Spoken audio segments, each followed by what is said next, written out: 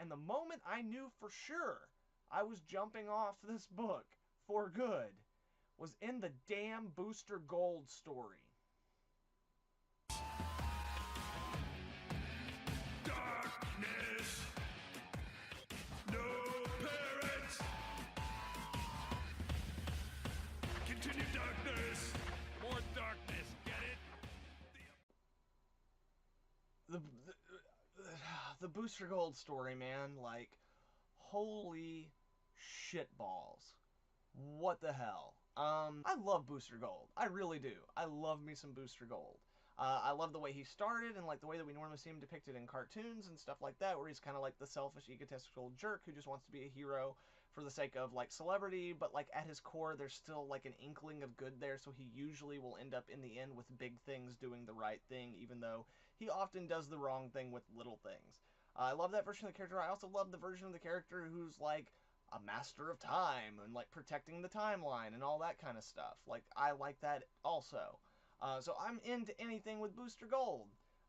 The problem is, like, there's a couple of problems. Number one, in terms of Booster Gold for this story, we literally just had a Booster Gold story where, like, Booster Gold had to chase Superman back to the destruction of Krypton to make sure he didn't change anything. And it, like, broke the dude's heart to have to do that to Superman, to, like, be like, I can't let you save anything or anyone. It broke his fucking heart. So then we cut to the Batman book, and Booster goes back and saves the fucking Waynes as a wedding present to frickin' Bruce, so that, like, Batman will like me now. And then he goes back to the normal time, and everything's fucked up, and he doesn't know why. He can't figure it out. And then from there, it's just a series of things that made me realize that, like, either Tom King hasn't read anything with Booster Gold since the frickin' 80s, or maybe the early 90s, or he just doesn't give a fuck. And he wanted to tell Booster Gold the way that he likes Booster Gold, and screw continuity, and screw all the character development the characters had to move him past being that jackass of a buffoon and be an actual hero. No, let's just put him back the way he was. All because Tom King needs him for Heroes in Crisis, so he has to, like, fuck him up in the head. So, like, yeah, we'll put him back the way he was. So basically, at the end of Heroes in Crisis, we will have Booster Gold as he already exists, because Tom King took away all the character development so he could give it back to him in his own book and rewrite the history of how Booster became the way he is now, I guess. I don't know. We'll see what happens in fucking Heroes in Crisis, which I am going to read. It sounds like a cool idea. Anyway, back to this story. There's a lot of Tom King stories that I feel that outside of continuity will do a lot better for readers than it does now.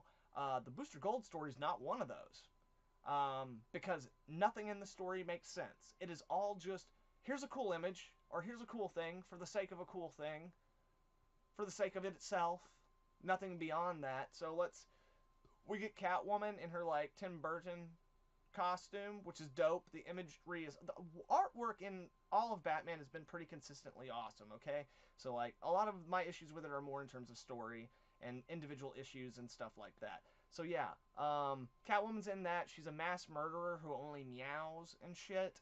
There is a Batman, even though Bruce Wayne is not Batman because his parents never died. There's a Batman. It's Dick Grayson, and he wears pretty much Batman's exact costume, but he has no martial arts training, so he carries guns.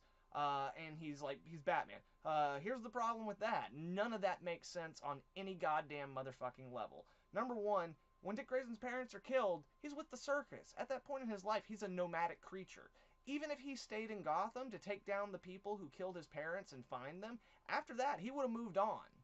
Like, at that point, he's nomadic. It's only through being with Bruce in a one place that gives Dick that kind of stable, like, I'm gonna plant my feet here, I'm gonna grow roots. Like, that's where he gets that, is because, like, Gotham is Bruce's city. And, like, Dick has to go do his own thing, but anyway, yeah.